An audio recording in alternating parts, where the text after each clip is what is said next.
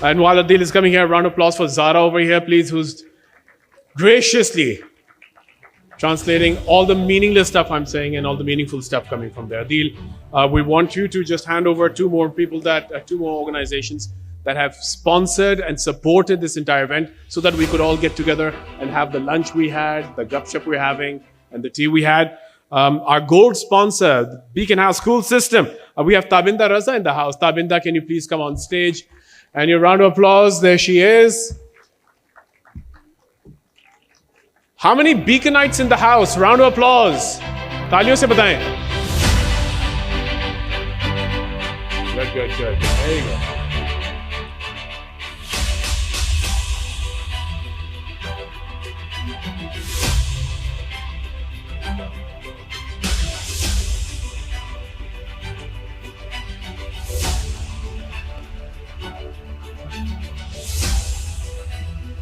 And we have a silver sponsor we'd like to acknowledge, Jubilee Life. Can I request Waqas Shakil Saab, who's the head of talent experience and emerging programs, to come on stage. There he comes. A round of applause for Waqas Shakil Saab from Jubilee Life. Round of applause. All those who have life, please applaud. Yeah, the rest of you seem to be a little dead right now.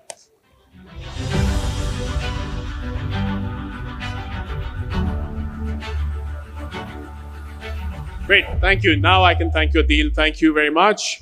Thank you, Beacon House School System, and thank you, Jubilee Life. All that activity that Mantaha was doing, Jubilee Life was supporting us for that as well. Folks, leadership is easy to admire in theory. And here's a wonderful opportunity where it comes to leadership, in my opinion. You guys have the best seat in the house because leadership becomes meaningful only when translated into systems, promotions, pay equity, and opportunity. We're going to have a CEO panel, which is going to explore what it truly means to close the advancement gap in practice rather than principle. And you all will have targets on the CEOs. This is the opportunity for you to be able to engage, learn, ask, interrogate, perhaps. I don't want to see that interrogate also. And they have the opportunity to let you know exactly what things look like from their experience, their journey, and the position of vantage. I'd like to welcome a gentleman who's going to be introducing the panel and conducting the CEO panel conversation. In your round of applause, let's welcome Arif Hussain Nomani.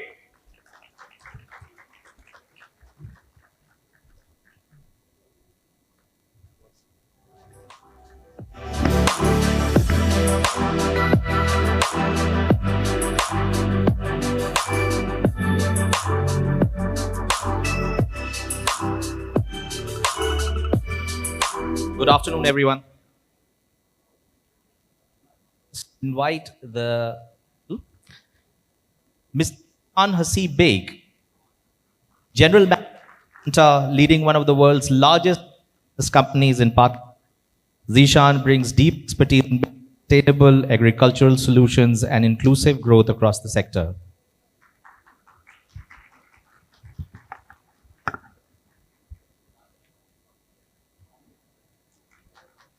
Gan Motors, driving innovation in Pakistan's automotive industry.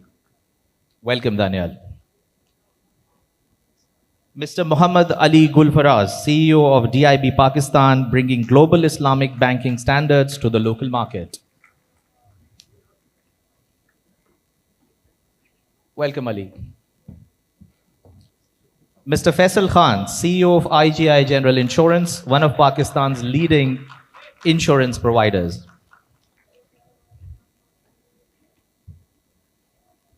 Mr. Tom Burge, Acting Deputy High Commissioner at the British High Commission in Pakistan. Thank you, Tom. And Ms. Mashal H. Shirazi, CEO of Atlas Real Estate.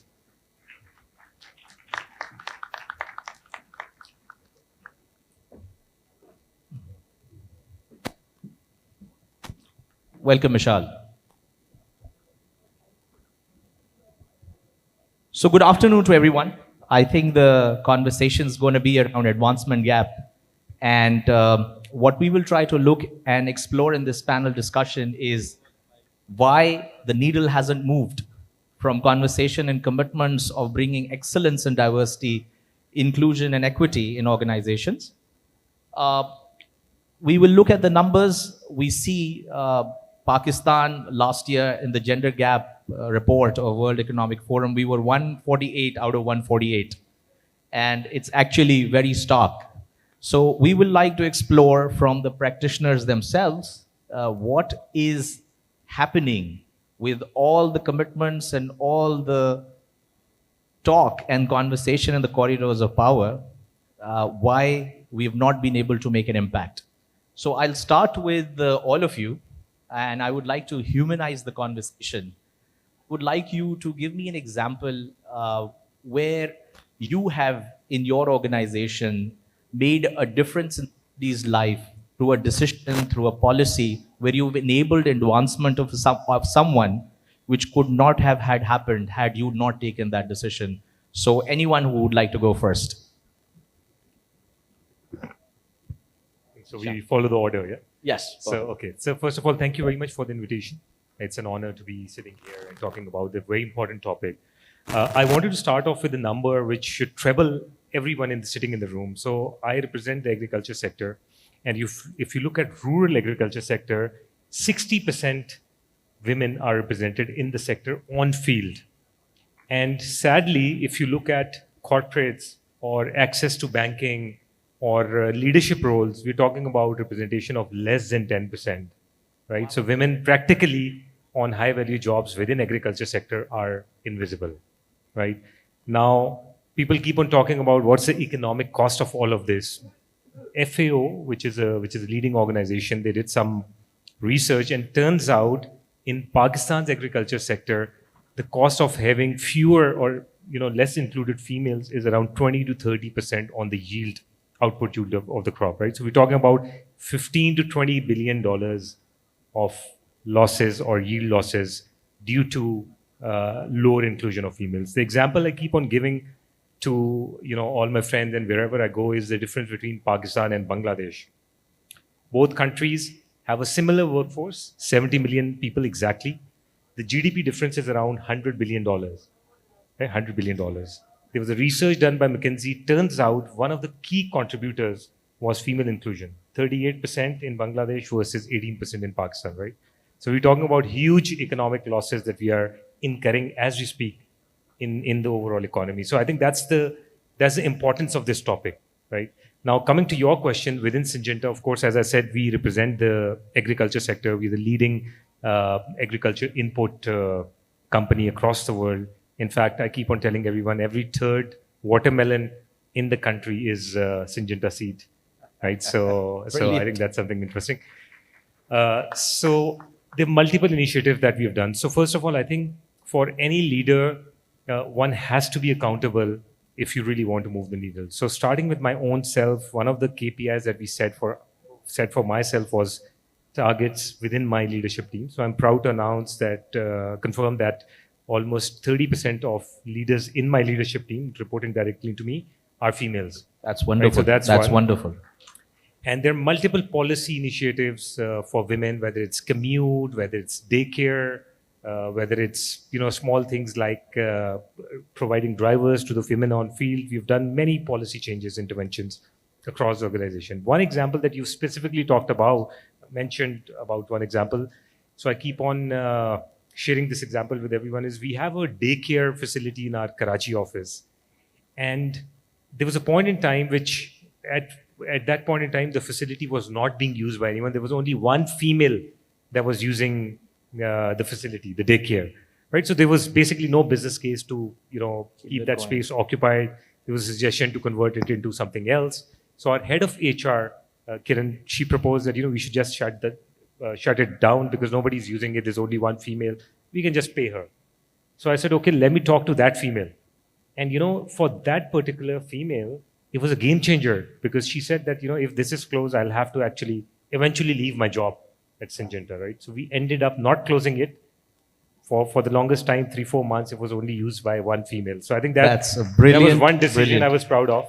Yeah. Although my finance head and HR head weren't very happy initially, but we were able to still retain that female in the organization. That's brilliant. That's brilliant. Daniel. Thank you very much for having me. Thank you for sharing. This reminded me, I had the Bangladesh example as well. And that just shows that, just across the border, and a lot more is happening when it comes to females in the workforce.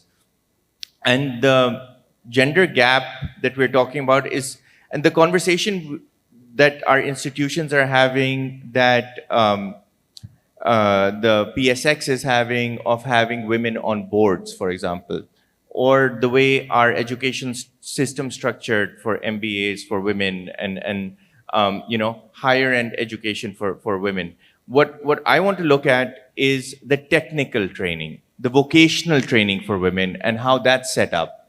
Because we're talking about the glass ceiling, but nobody's talking about the glass door. And if the women aren't entering the workforce, then how are they going to go up? So that's something that I've been thinking about. And our vocational trainings today teach women stitching, hair and makeup, cooking, things like that. Why aren't they training them to become engineers, electricians, technicians? And why aren't they working on the shop floor? And women are just as capable and just as strong as men, and they should be working on the shop floor, and they are in many countries. So our vision, and with Master Chang'an, we have a long way to go. But our vision is to have, in India, and which I'm very inspired by, this an automotive company that has women assembling the vehicle.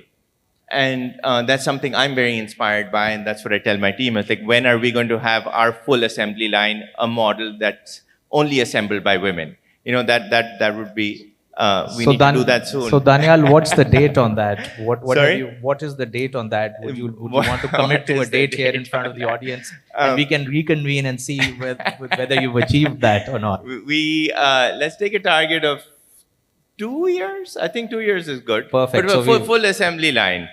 Farooq Saab, what do you think? 2 years, I think we can do it. Noor, you're in? Okay, good. 2 years noted. Teams on board. So I think that's going to be, that's a next big opportunity for women. And when we're looking at, and I'm when we were making the first Chang'an plant, it was designed by men for men. And on the production floor, there was no bathroom for women. So we had to make that afterwards when we had to hire women. And why was it an afterthought? And now in the next plant we design a female rest area, a prayer room, a daycare center, and toilets and all the facilities for women. So the infrastructure is a prerequisite, and it shouldn't be an afterthought. So that's something else that I've learned and that I have observed happening in Pakistan. Another thing, when it comes to women working with machines are designed, again, by men for men. And working on the ergonomics of the machine, just small minor modifications can go a long way to include women to work on machines. So these are some of the few ideas that we have, that we're working on, and I would love to see more women coming through the glass door to then eventually move up the ranks. So that's my Great. thoughts on it. Ali? Okay, since you asked for a specific example of a case where we were able to make a difference. So last year we were recruiting for a senior position in a frontline business function. And in the interview process, we came across a lady who had taken several years of a career break after starting a family, and in the process lost seniority. So for the role that she was applying for, she was perhaps a bit junior in title. And we had some senior male candidates that had applied for that, who had held that same title at other banks for several years. So, but in the course of the interview process, we came to see a lot of talent and spark in her. And I'm pleased to say that, she had lost the seniority, and therefore the bank did have an opportunity to try and let's say, recruit her at a more junior title and level, but we saw the capability, we saw the energy, and we looked through all of that and the years lost and gave her the senior role. And we did take a little bit of risk in that process because they were safe candidates who had performed that function for several years. And I'm delighted to say that she proved our bet absolutely correct. And she's been absolutely outstanding and performed far beyond our expectations and already made a tremendous difference. And so this is a frontline business function, and she's been involved in some landmark transactions for the bank already. Wow, wonderful, Ali. Faisal. Thank you. I think we talk about insurance. It's not even the most preferred profession for men either. So for women, it becomes more difficult, right? We had one big problem actually. I assumed this role almost like 2 years back, and probably you know that IGI has grown by virtue of the acquisitions in the past. So starting from 2003, we acquired the British company Royal and Sun Alliance, moved of IGI group. 2011, we acquired an American company which is MetLife Alico and into third recent position.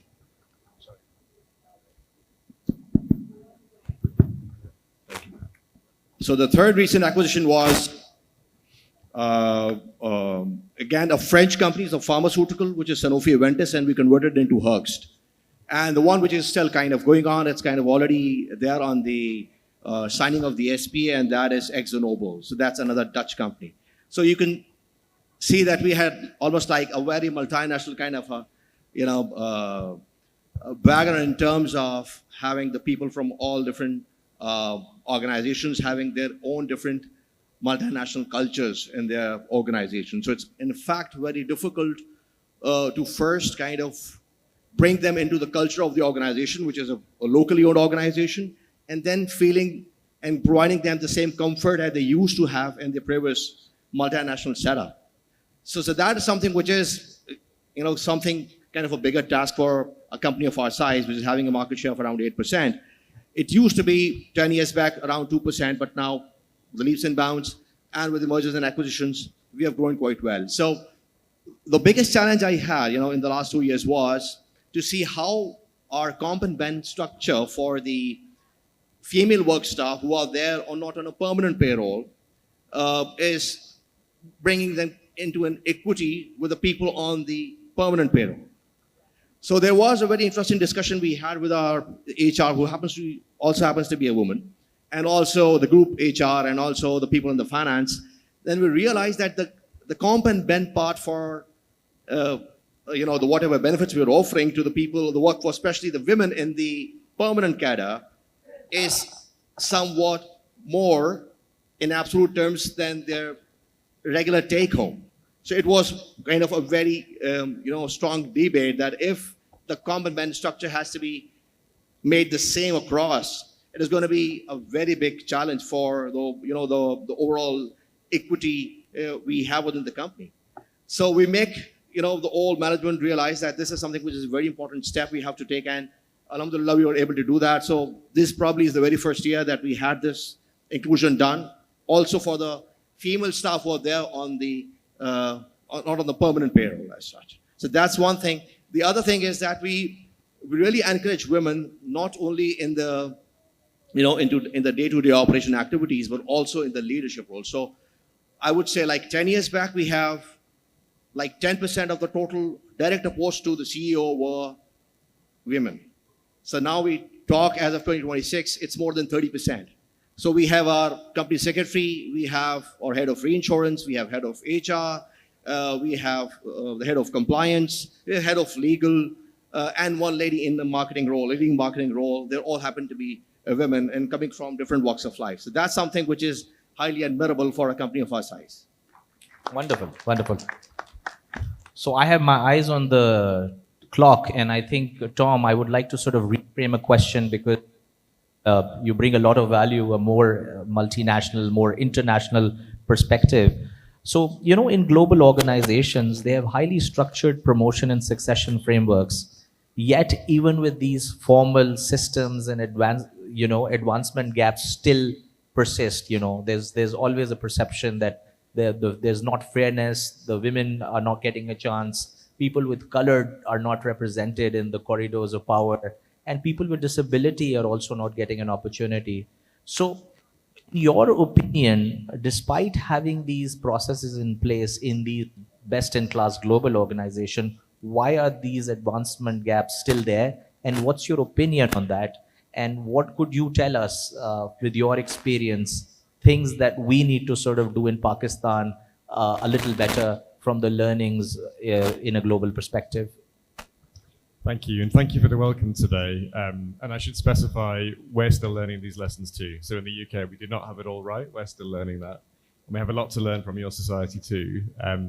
I would say from a diplomatic perspective, representing the UK here in Pakistan, we know from data that the most important single determining factor in these questions is whether these networks and advancements are formal or informal.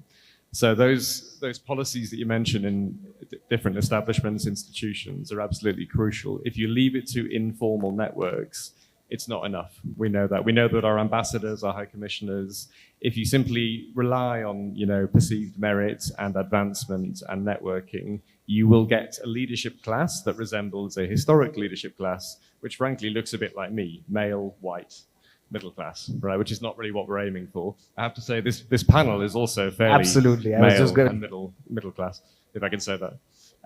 So the first lesson from our diplomatic service is you have to have the policies written into the constitution. So when people come in, you have to expect that, minimum 30%, ideally more, of your leadership will be women within 5 years, 10 years. And ideally it's more than that. I'm happy to say that for the UK, among our most senior ambassadors, at least half of them now are women, which is a good sign. I think the second thing is role modeling is important. So, the composition of this panel is important, but also the composition and the behaviors of how leaders act. So historically, in the UK diplomatic service, leaders were measured on the deals that they would make, the policies they would announce. Now they're measured more on staff perception. So we do a survey of every embassy. Members of staff in those embassies are at least half female of the UK staff, and they feed back on our heads of mission and our ambassadors. So now if you run an embassy, you're accountable to your staff, and half of those staff roughly are female. So you can't get away with old practices, old policies. You're not just going to be assessed on your diplomacy, you're going to be assessed on how you treat people. And that's been absolutely crucial from our perspective. Wonderful, Tom. Mishal, advancement gap or is panel pay, it's pretty visible that, women do not make it to the top in the ratio or the proportion that we would ideally want it to be. You're a CEO of an organization, women at the top. आप मुझे ये बताइए कि by being in that position, how are you as a leader being able to influence and bridge the advancement gap for women within your organization? And how are you, role modeling as a female leader within your setup, providing women allyship and support to women in your organization to rise to the top? So yeah, I was just going to start with that. We are at a WIBCON, and the CEO panel just has one woman representation. So it kind of shows you how exactly the corporate, isn't that right? The corporate culture that we are in and how women are represented in there. Also, women in these organizations are more seen like symbolic figures. Okay, oh wow, this girl has reached and she's the CEO of our company or the C-suite or anything. And it's more becomes like a symbol for the organization to show that we're doing a lot and we made sure that a woman has come to the top. But the major advancement gap is actually, you'll see that after middle management, women usually do not go from middle management to senior management because they do not see a clear path that has been, showed to them. There's no succession planning. There's no opportunities. They're like, there's a very internal kind of, group of people that are always going to be represented at strategy meetings or decision-making meetings and, investment committees and boards. And they just, it's the same group of people that are always going to be there. Women feel hesitant, actually, expressing the opportunities that they want or how they can, go forward. So me being just there as a symbolic figure is not going to help at all. It's the kind of environment that I want to create in the organization that pushes women, that it is very much possible, to actually go up the same way that any male other, their employee would. Also this phenomena, that you hear even from senior management and board of directors that, oh, the regulator has said, SECP has said that there should at least be one, woman on board. We need women representation. Yeah, senior management needs to be a bit more diverse. Like ye to regulator ka pressure aa gaya, yaar kisko rakhe? Which girl should we get? Which you would listen to us, but at the same time, the representation would be clear.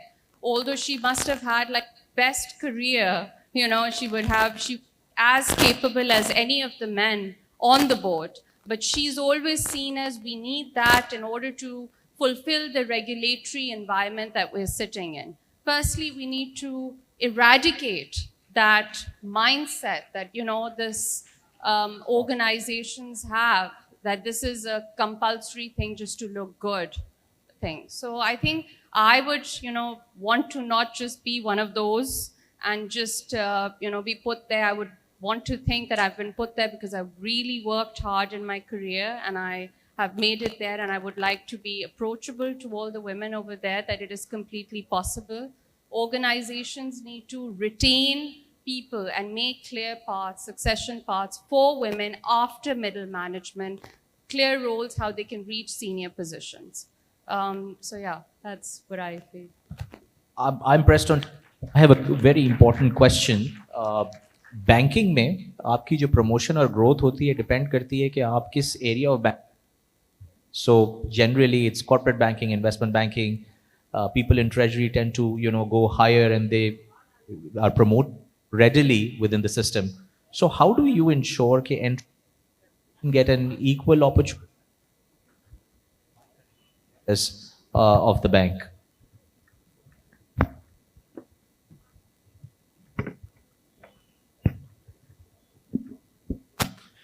Okay, so firstly, let me just talk about the numbers. I joined the bank, Dubai Islamic Bank, 1 year ago. And the first thing that I noticed was that there was a very sort of glaring absence of women in leadership roles. And so it was on my mind before I even took over the assignment, because I went through the company website and I saw the senior management roles. And I think there were something like 30 odd senior people identified in that, and only one of them was a lady. So I knew that we had a problem before I even joined the bank. And however, if I look at the overall sort of gender diversity ratio, the bank was doing quite well. So the industry average of the banking sector in Pakistan for women in the workforce is around 17%. And we are well ahead of that at about 22.5%. So I think on an overall staff ratio, we're ahead of the curve, and we have targets to take this number much higher. But on the senior management level, there was a gap, and I'm pleased to say that where we had just one officer in the SVP or above grade in the bank, within 6 or 7 months after I joined, that number has grown to 9. And more importantly, because you identified, it's also the nature of the jobs, and there are certain functions which are perhaps stereotyped as open for women, and the rest of the functions tend to be harder for them to break into. So I'm very pleased to tell you that we have some very important and traditionally male-dominated functions that are now being led by women in the bank. So for instance, the chief risk officer of the bank is a lady. The head of investment banking of the bank is a lady. And these are both very difficult roles to break into for anyone. And the organization has to be really open to empowering them. And these are roles where they have to, the chief risk officer basically sometimes has to stand on and defend her position against the entire senior management of the bank. And so, we're lucky and fortunate to have some outstanding women in our leadership roles. And I think they are becoming role models for women within the bank to aspire to. So there is still a problem. I mean, I have to be very open about this, that we need to do a better job of transitioning women from the junior ranks to the senior ranks. What we have done is that we have brought a gender neutral lens to our hiring at senior levels. And when, the idea is that we're looking to hire the best talent there is, because in order to be a leader in a service industry, it's all about talent. And if you look at data from around the world, from Pakistan, but also around the world, and I spent a lot of my professional career in the UK, and there was evidence for over several years that girls outperform boys in school and young women outperform young men at university. So, if we want to build the best possible workforce, we need to be attracting the best talent. And if we are missing out on half of the population, you're not getting the best talent. So I think it was mentioned earlier on that, there are regulatory targets and goals on diversity. I can tell you that as an organization, DIB is not at all moved by targets. We believe it is fundamentally right and better for our business to encourage diversity in our workforce. So I think you're right that across the industry, we may be an outlier having women in such functions like this. But as an organization, we have made the change, and there is no position at DIB that is exclusively for men. And I hope that we will see more of this phenomena in the industry. And I do think that we are also hiring women today who may have the potential to be a CEO of DIB in the future as well.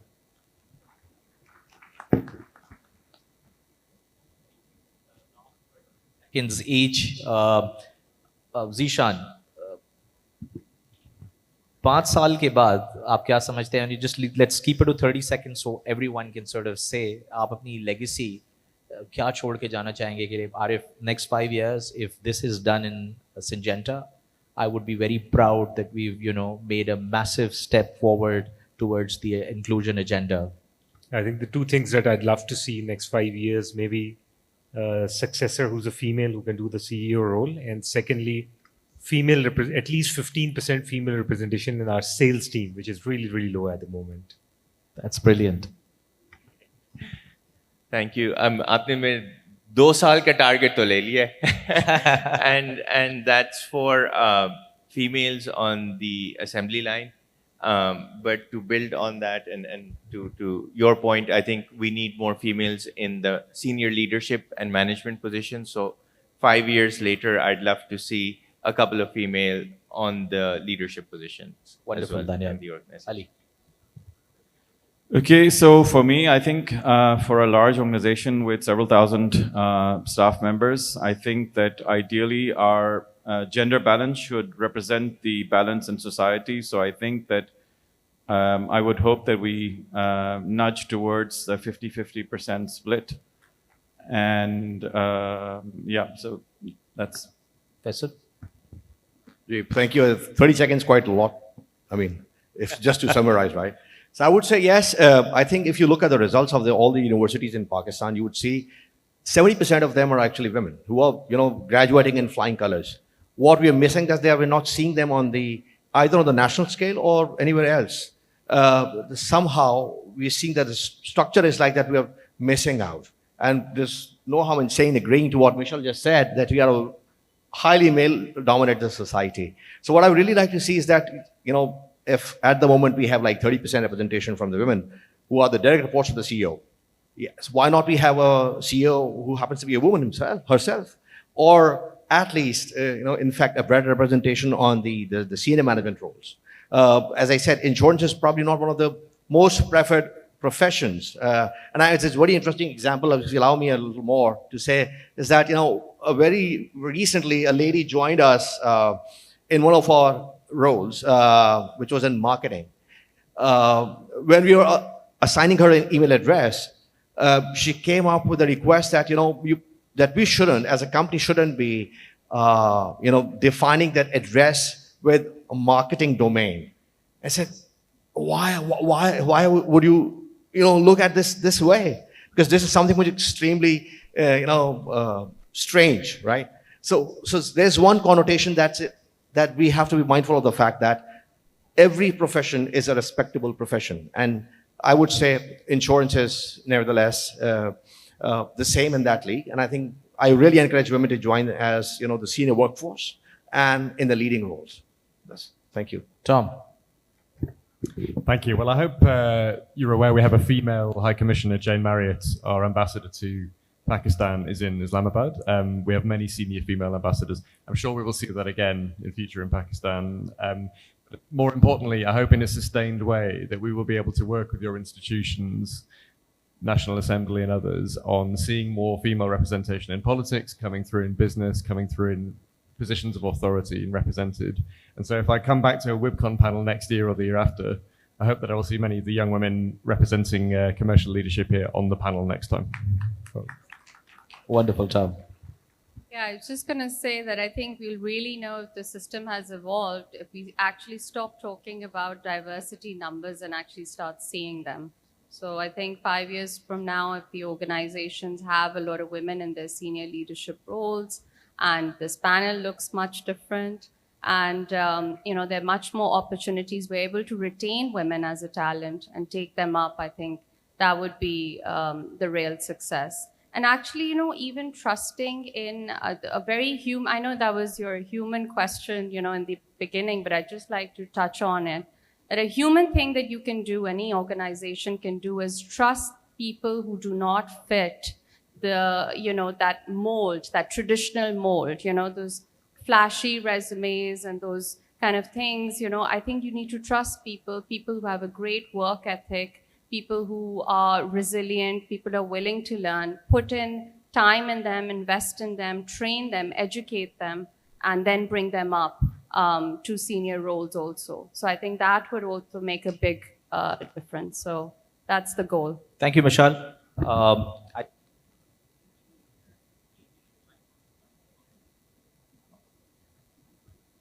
Mike, yeah.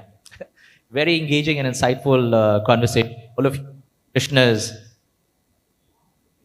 gender of inclusion, starting from the tremendous successor to you.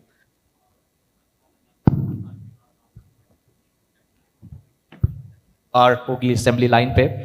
Ali, you're doing some tremendous work in DIB, and it was extremely insightful, the things that you mentioned. Faisal, thank you very much. Tom, hopefully you will be able to, help us and our legislators bring the international experience and practices of the British High Commission in and help women advance more on the lawmaking side. Michelle, thank you very much. You are absolutely right. My 30 seconds is that, inshallah, 5 years down the road, we might have more CEOs, women CEOs on this panel, inshallah, on the WIBCON. And it would be much easier for us to find women CEOs in Pakistan, as it was not that easy this year.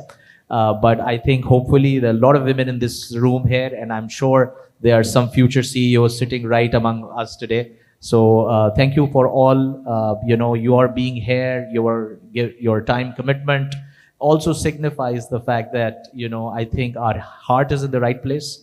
And I think we're taking the actions that will eventually take us where we want to be as a society and as a country. So thank you very much, all of you.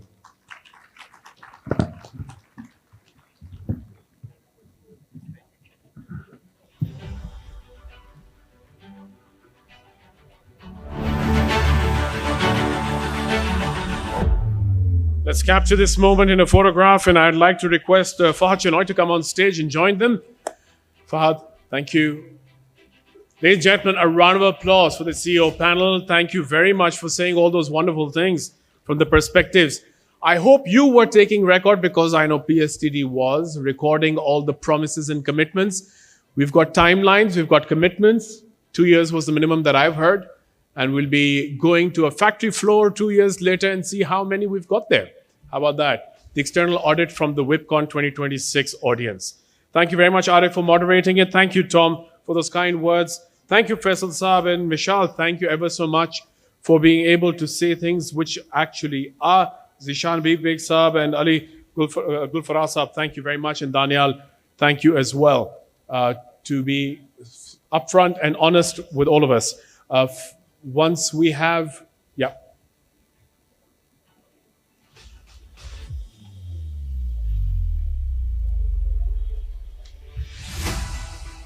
They won one without the shield, one with the shield. Let's go for it. Just to remind everyone where they were.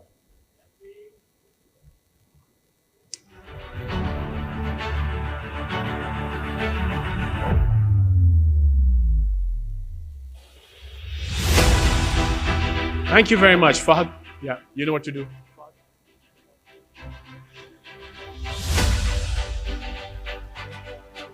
Let's thank them with a round of applause. Thank you for all of those, ladies and gentlemen.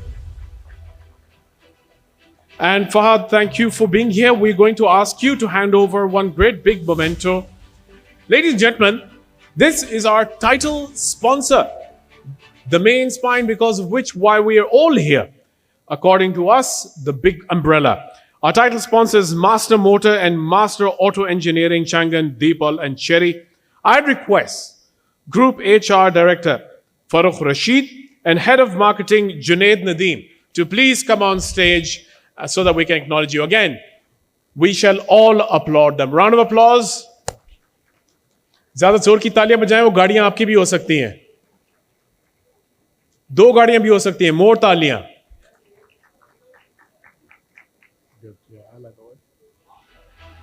Nothing less than 2. I like that.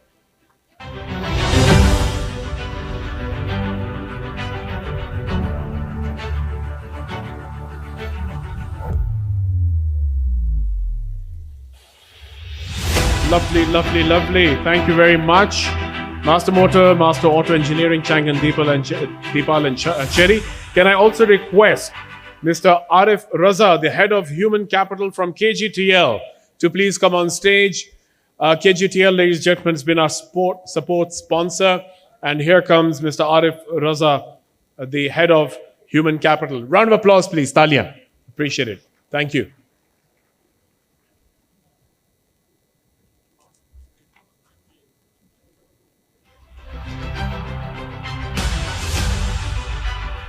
I'll bring your attention back to the QR codes, and we'd like you to please scan that. And we need, here's the best part, you to give a feedback on the CEOs. How about that? So scan the QR code, check on Slido, tell us what it was like. Thank you very much, Fahad. Thank you ever so much. You've been extremely kind.